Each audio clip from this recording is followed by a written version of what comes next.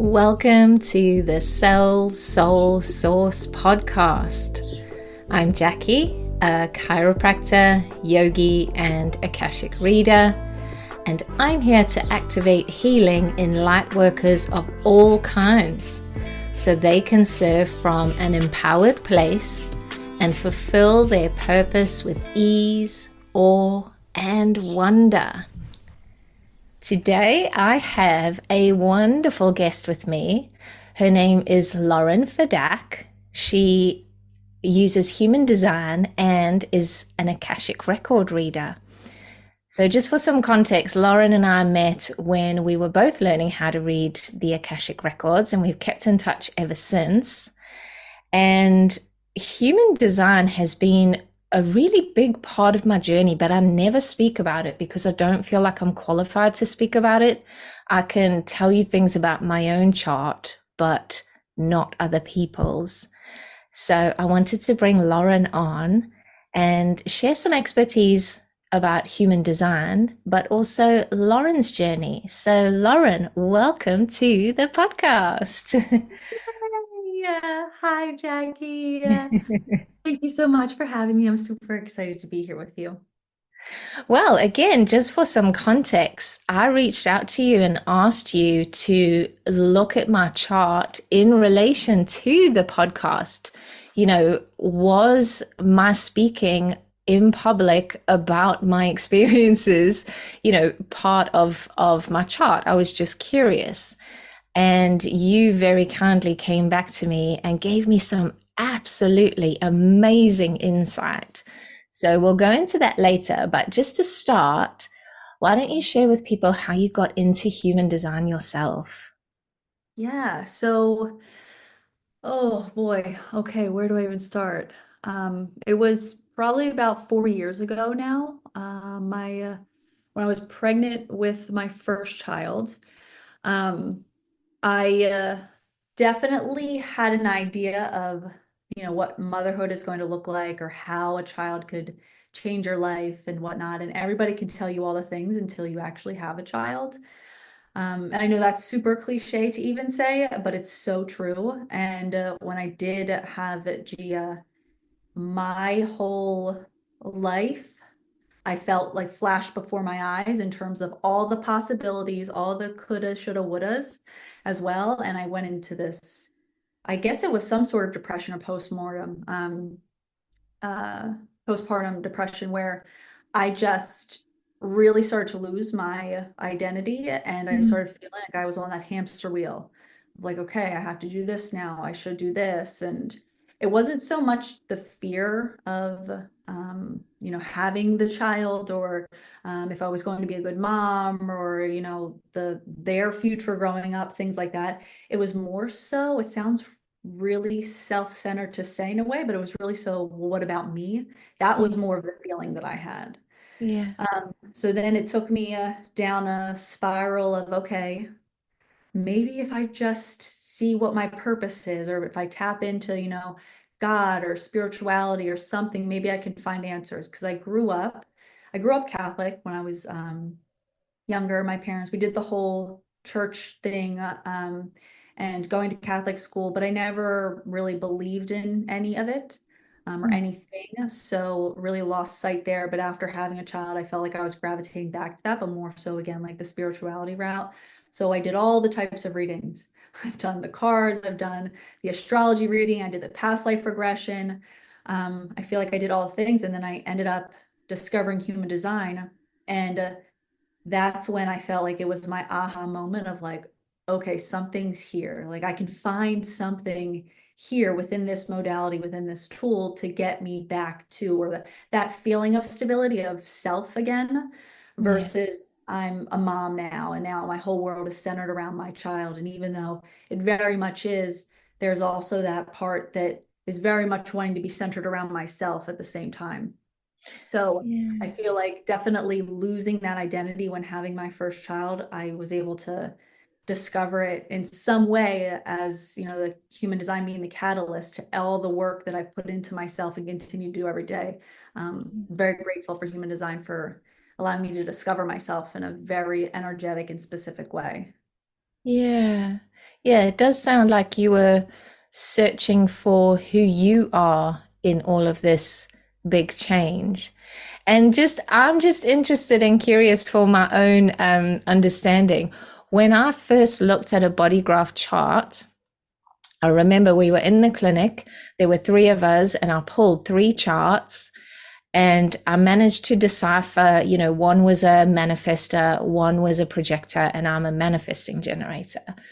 And I managed to pull that much, and that was it. And I put it down for a couple of years. I never went back to it. How were you not overwhelmed by the body graph chart when you first looked at it? For me, because I feel as though I'm always searching for more, it gave me just that. It's the Mary Poppins bag of all Yeah. tools. Like you just go down a rabbit hole, you hook onto one aspect of a chart, and you don't understand that there's like seven, six, so many different layers to that one aspect of the chart. And then on top of that, your environment, on top of that, the relationships that you have, like I feel like it's like infinite, and I love the possibilities Yeah. of what can be. So that really excited me. It didn't overwhelm me at all. It just really excited me. Hence Because why I that get, can be the case for many people. They just look at it and go, "Whoa, that is way too much." yes. I Yeah. I think personally, it was the manifesting generator part. And one of the things that I really resonated with up front was I often thought I was a good starter, but a bad finisher. I would pick things up, be really, really interested in them, almost get obsessed about them, and then I would just drop them. My energy would just disappear and I just never needed to pick it up again. And I just thought I was flighty. I thought I was inconsistent. I thought I was a bad finisher. And then it was explained to me that I do that until I get the piece that I need and then I drop it. And so it gave me permission to explore lots of things and not feel like I was failing because I wasn't finishing them or I was losing interest in them. And it was the first kind of really big permission slip for you to just be yourself. Do you remember one of those for you? Like one of those moments where you went, oh my God, I'm actually just normal. Same experience, actually. Specifically when it came to books, because I really do love reading, but I could never finish it. And except for, some of them I could, but I could never complete a book. Or even when I was working at a full-time job that I had about 8 years ago, where my boss, the owner of the company, actually said, like, you're a really good starter, but you're not finishing things. And I'm like, oh, okay, all right. So similar to you, I need to have more, consistency, or be careful of what I commit to, because I overcommit as well, because I get so amped up, or I get so passionate about exploring this thing that's lighting me up. And I'm like, okay, I'm going to go do that right now. But then I get bored, and then I'm on to the next. Yes. So same story. That's the biggest thing that hooked me when learning about the types, that it really resonated, and it gave me some validation as well as permission, like you said, for sure. Yeah, yeah. The other thing that was a really big permission slip for me was following what excited me. So, as a healer, but many women, many other professions, we have been conditioned by society, maybe our own wounding of kind of putting others first, and you have to be a good girl. And, you said all the woulds and the shoulds and all of those. And human design was one of the first permission slips where I thought, oh, wow, I'm supposed to follow what excites me. That is information. So, for people that know a little bit about human design, I'm a sacral manifesting generator. I'm a 2/4. Um, so that is the way my energy works. It comes on and it tells me it's a goddamn yes, and it's time to go. Um, and that for me was the first. It was the first compass point I ever allowed myself to make decisions. Okay, does this excite me? Does it feel good? Yes, then I'm going to do it. Does my brain understand what we're doing? Nope, but we're going to do it anyway. And that actually led me to the energy bodies, the framework that I use at work now, because I realized that was my energetic body speaking to me.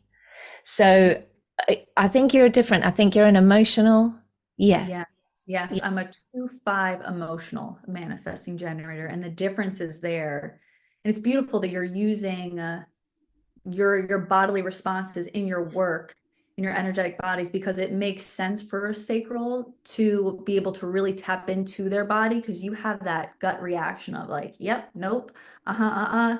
And even if it's I don't know, it's a no for now, so keep it moving. But you have those bodily messages, whereas emotionals, for myself, it's hard to detect, is this right for me? Do I want to do this?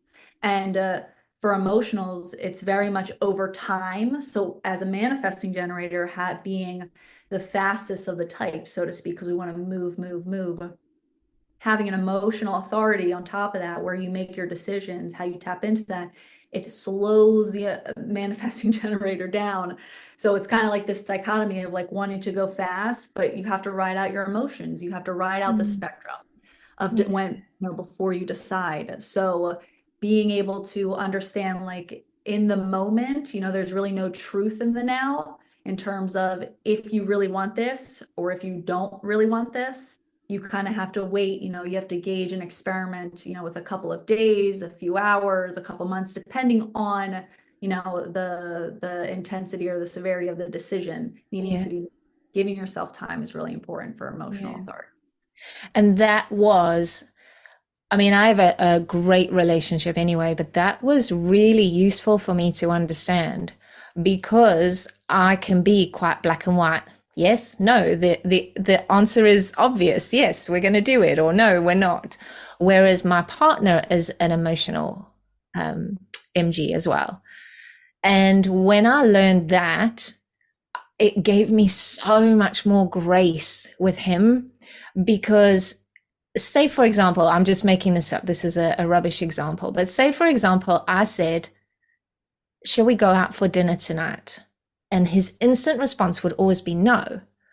And then I would get all uppity going, oh, you didn't even think about it, or whatever the case was.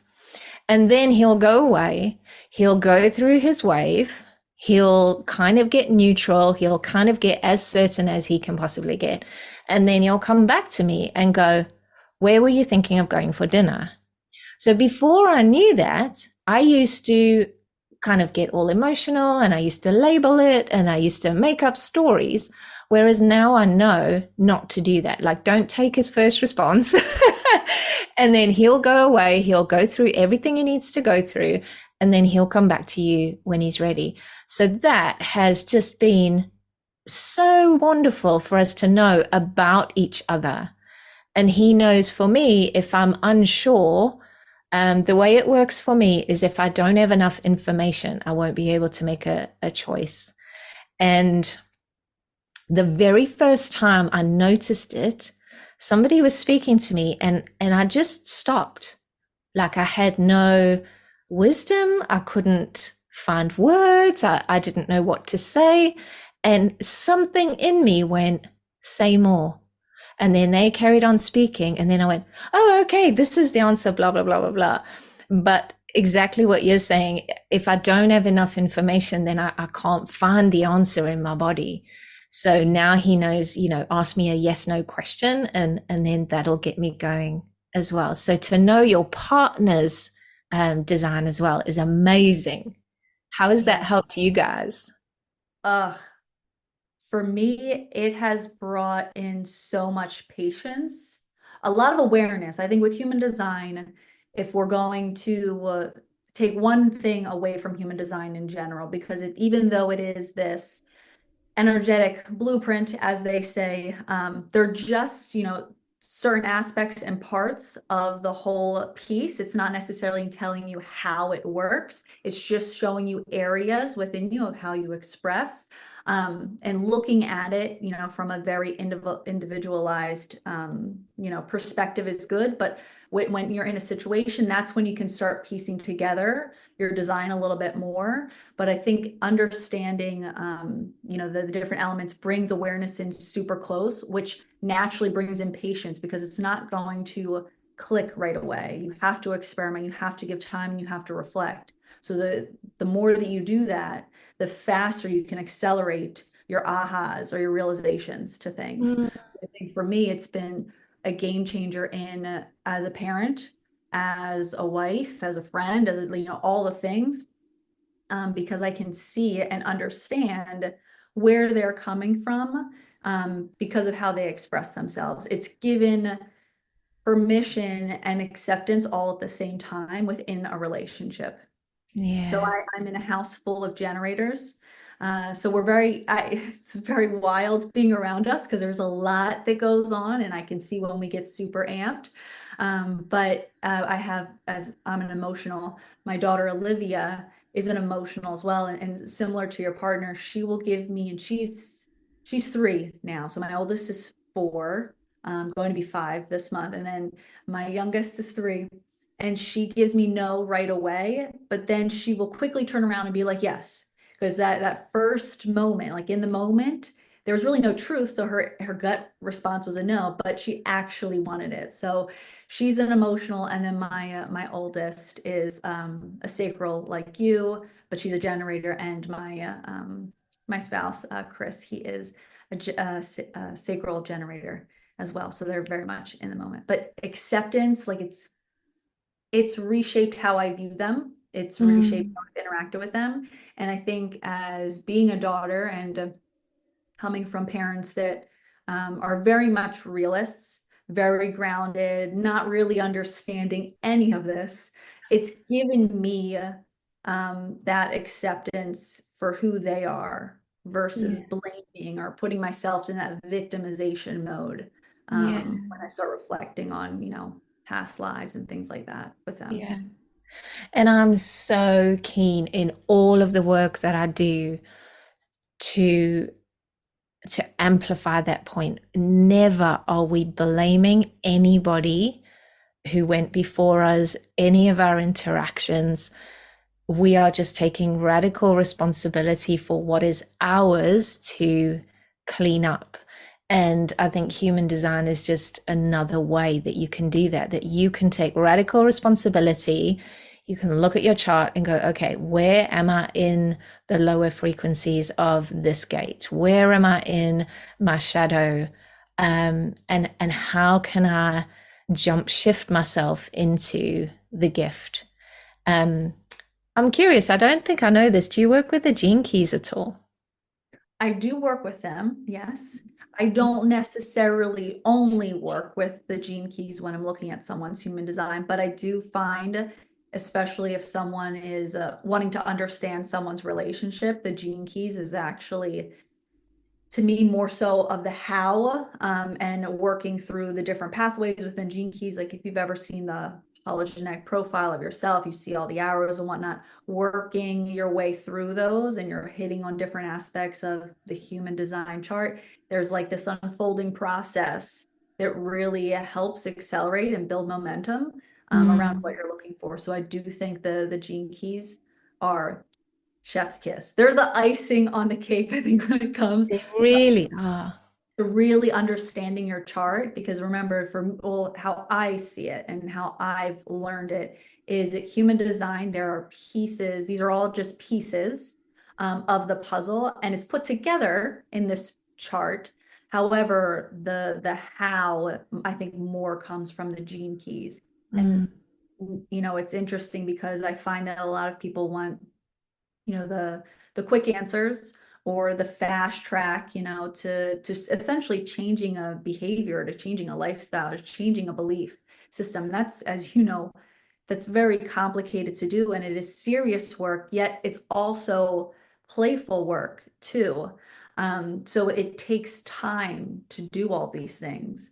yeah. And I think we're living right now in a world full of here's, 7 steps into becoming X, Y, and Z, or having, $1 million, all the things that way. Whereas this type of work, especially with the gene keys, it's a lifelong, path, but you do unfold rather quickly throughout because you're bringing that awareness in, you're bringing it closer to your center, your core, Yeah. to your 3D version of yourself, so to speak. So I, Yeah. yes, long-winded answer of saying, yes, I do work with the gene keys. Oh, that's absolutely beautiful.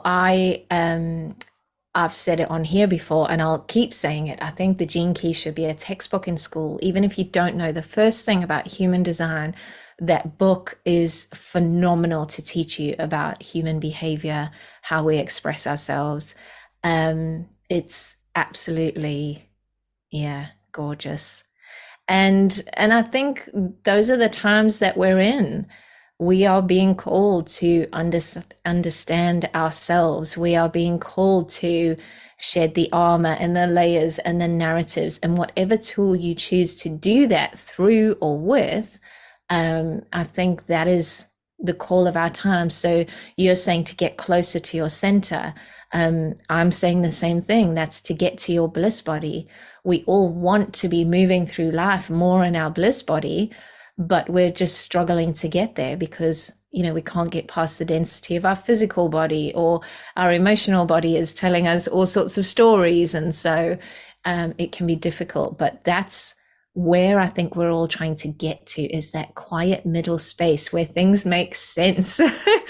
We can get to understand ourselves and ultimately grow and expand.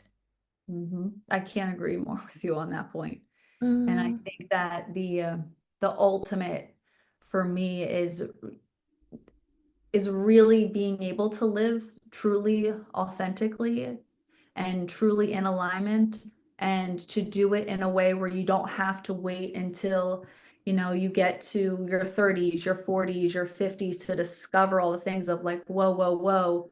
A lot of the things that I've taken on are very conditioned and very programmed in me, and I thought I should be doing this, but I really do have authority over my spirituality, myself, and I don't have to do it. So my hope is really to be able to provide these tools and these teachings to our future generation. And my kids have, they were really the catalyst that dove me into all this work. And mm, my hope and my dream is to definitely help, with the future generations and mm.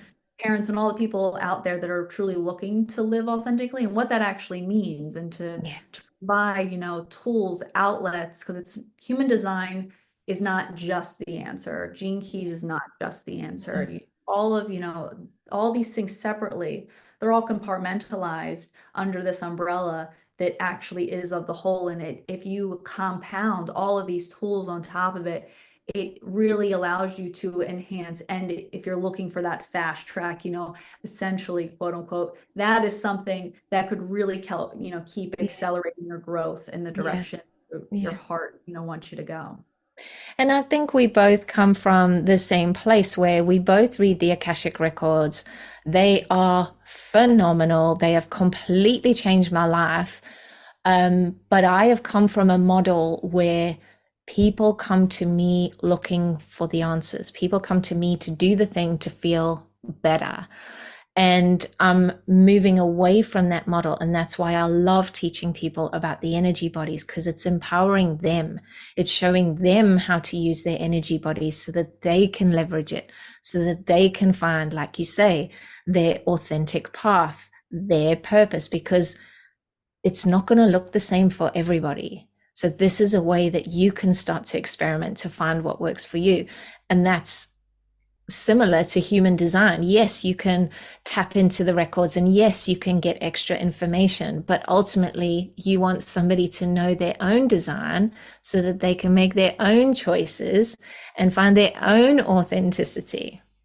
Yes. And it aligns with what I'm doing as well. I work for a video game company and I'm in the HR space there. And I've always been the person that's sitting at the table that's throwing the ball back into their court because of similar belief. I am here to support and assist, but I don't have your answer. You have your answer. And I don't think that there is the answer.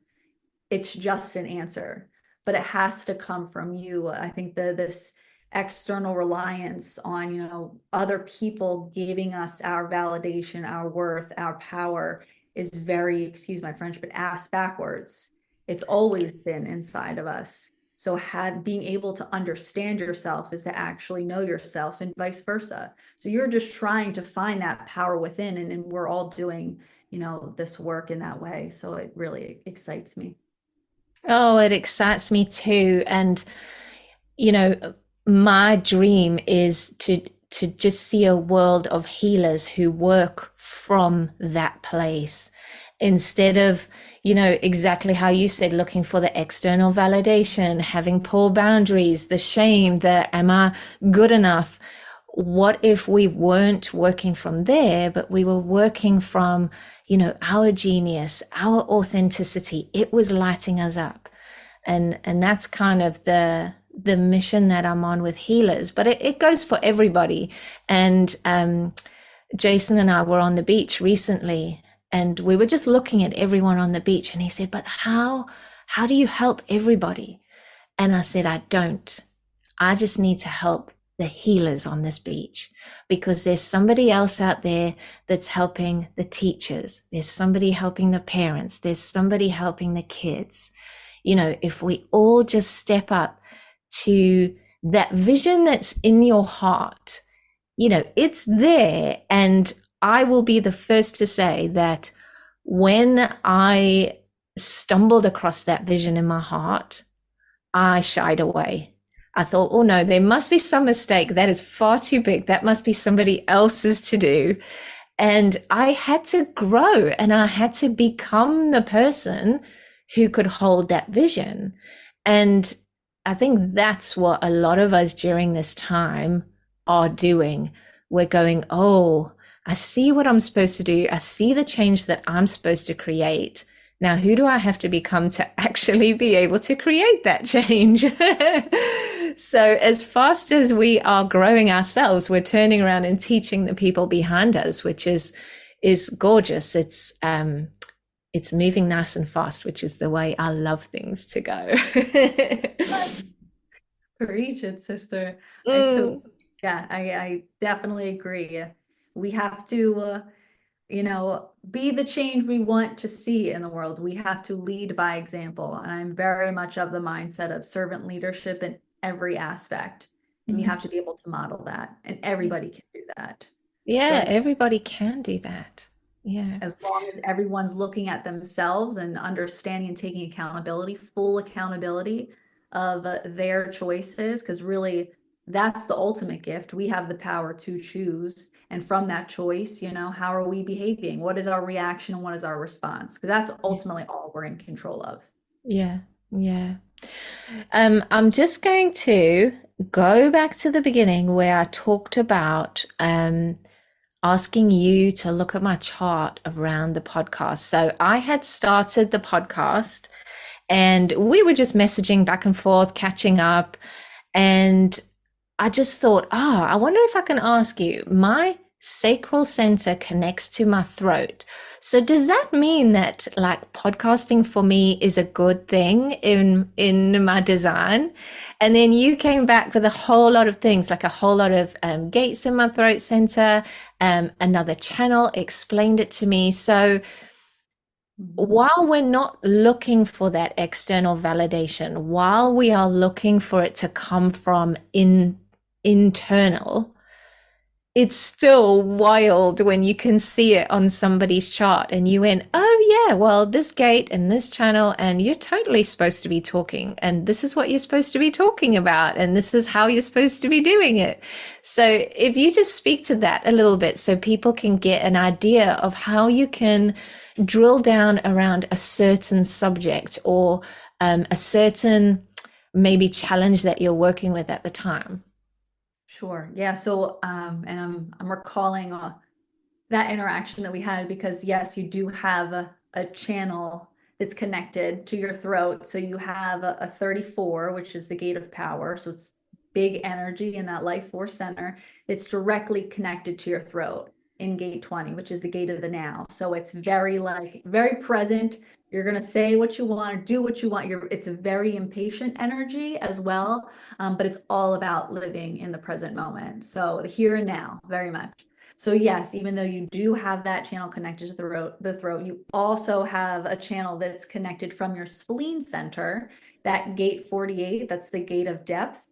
So that's where your need for wanting to know, especially the things that you love, wanting to know all the things. It's kind of like a one line where it's very much this deep, deep, deep well of knowledge that you're trying to gain, to really make you feel secure and safe in what you want to present because it's connected to your throat, which is gate 16. So that's essentially a very enthusiastic gate, power skills. So it's saying things in your unique way.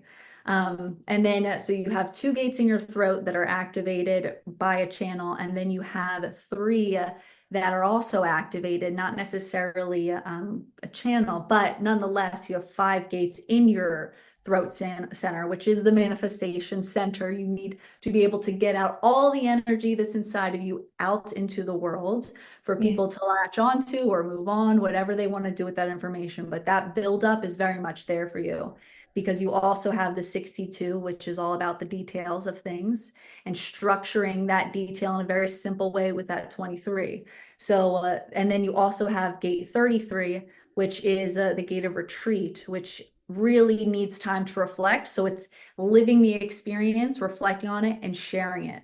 And that you have two gates that are essentially, in the collective circuit, because there's circuitry within human design too, which is a whole other level of understanding. Yeah. Oh, no. That to me is super powerful too, because there's also, maybe some people, I'll deviate a little bit, but there are some people that have very individualized circuitry that they're more active in. There are some that have in the integrated circuitry, some in the tribal. So their focus is within that area, whether it's on the self, whether it's within a community, whether it's in the global aspect of things, the collective, the majority. So you have two gates that sit in the collective. And you have one that 20 and 34 is very much the part of the integrated circuitry. Yeah. Um, no, sorry, you have three that's in the collective, and then you have one in the integrated circuitry, and then one in the individual and the self. So you got a lot going on, girlfriend. Yeah. Yeah, this is so interesting. So if I then piece that together of how that plays out in my life, I have the Telegram community, and that's where I do the now stuff. I literally, and I love voice notes, love, love, love voice notes. So that's where I'll share what's coming up now. I've just had a client. This is what we've worked through. I think this is useful for people to know, and I share it, and that's in the moment. Um, but then the podcast, for example, some of it will be my own experience where I've had to go away and go, oh, I can see now how that and that and that played out. Now I can weave it together and tell that in a story. So that would be kind of the two different ways that that would show up. Sometimes I have to retreat, and sometimes it's in the now. So it's amazing how it plays out in reality. And I didn't actually realize I had such collective circuitry. I always assumed I had quite individual because I'm also a line two. I think you've got a line two where I like to hermit. I love my own space. I love to be on my own. And that's when I kind of deep dive into the subjects that I love. And so it's taken me a while to be drawn out into the community and to share, my experiences for the collective. So that part has taken me a long time. Yes. Yeah. And with the 2-4, especially, you have the ultimate dichotomy of wanting to be isolated, but also wanting to be part of the group. So it's this constant tug of, okay, I don't want to be seen, just let me do my own thing. But then it's like, okay, well, let me be the person to put everything together. Let's have the gathering. I want to be immersed in the community. Which I totally feel you on the dichotomy because there's also the 2-5 that I have, which Yeah. mode again, isolation. And then there's that five that just wants to be like, I have the answers, look at me. But I feel the two like, ooh, don't look at me. So I get it. Yeah. Yeah, but again, this is our experiment to play with, and like you said, just come at it with curiosity, be playful, don't judge and blame and get into story. Just see it as an opportunity to grow and expand.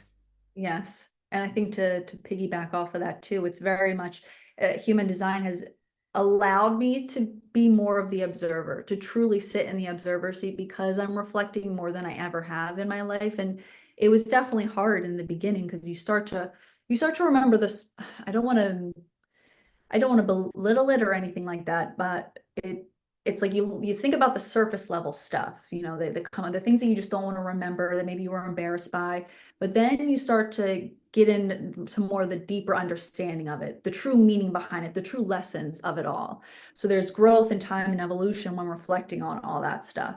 So when you're doing that, I feel like you're also strengthening that detaching muscle, the true detaching muscle, not the avoidance muscle, because avoidance and detachment, two different things, depending on the Yes. circumstance. So I think it's Yes. detaching and being able to truly look in on something and totally be neutral of the experience. And I Yeah. think human design has definitely allowed me to do that as well. Oh, perfect. It is all so perfect. Even when it doesn't look like it, it's still perfect. So, on that note, let people know where they can find you if they want to dive into human design with you. Yes, absolutely. You can find me on Instagram or Facebook, my website, laurenfedak.com. This is where you can book a reading with me or just jump on a clarity call just to see if human design is the right fit for you and the types of goals or things that you're looking for. I also have free resources available for anyone looking to kickstart or dip their toe into human design.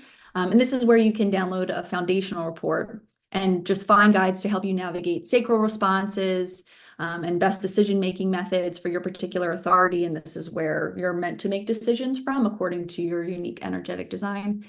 I do have a Facebook group. It's Human Design Harmony, for anyone that wants to jump in a space to learn in a bite-sized way, and be able to share your own experiences and insight through your lens of your own design with others. And also, I have a retreat coming up this October, and early next year too. That hasn't been finalized, but this is where I talk about human design, Akashic records, and soon to be gene keys. So if you're interested or just want to learn more about that, you can always DM me, and I'll send you more information. And yeah, just happy to share what I have available. Oh, Lauren, that is perfect. Thank you so, so much for joining us today. Yes, thank you so much, Jackie. Thank you so, so much. I'm very honored, and privileged to be speaking with you and your audience today. And I just love you so much. Oh, I love you too. I am rooting for you. We rise together. If you feel called, please rate and review. I would really appreciate that.